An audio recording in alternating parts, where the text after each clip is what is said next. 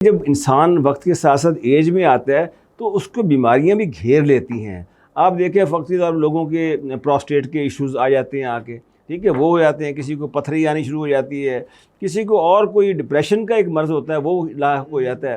تو ان سب سے چھٹکارا حاصل کرنے کے لیے یار کہ جو پراسٹیٹ کا ایشو تو ایک نیچرل ہے, لیکن جو ڈپریشن ہے, ابھی میں اخبار میں پڑھ رہا تھا 1 ارب اور 25 کروڑ لوگوں کو دنیا میں اوورال ڈپریشن کا مرض ہے, تو اس میں زیادہ تر تعداد جوانوں کی ہے. لیکن ہم جو کہ بات کر رہے ہیں ایسے لوگوں کی جو ہماری طرح کے ریٹائرڈ لوگ ہیں. ہماری طرح کے ریٹائرڈ لوگوں کے لیے پیسہ ضروری چیز ہے یا صحت ضروری چیز ہے؟ پیسہ, صحت, یہ سب رزق کا حصہ ہے. رزق وہ چیزیں ہیں جو اللہ تعالیٰ عطا کرتا ہے. اس میں صحت اللہ تعالیٰ کا رزق ہے, پیسہ رزق ہے, عزت رزق ہے, علم رزق ہے, سکون رزق ہے. اگر ان میں سے ایک چیز بھی نکالی جائے تو باقی جو پیسہ رہ جاتا ہے وہ بے معنی ہو جاتا ہے. اگر آپ سے صحت واپس لے لی جائے تو وہ بے معنی.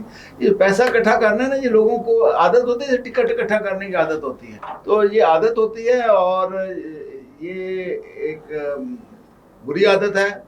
ہاں, پیسے کو اکٹھا ضرور کریں, اپنے مستقبل کے لیے رکھیں, اپنے بچوں پہ خرچ کریں, لوگوں پہ خرچ کریں.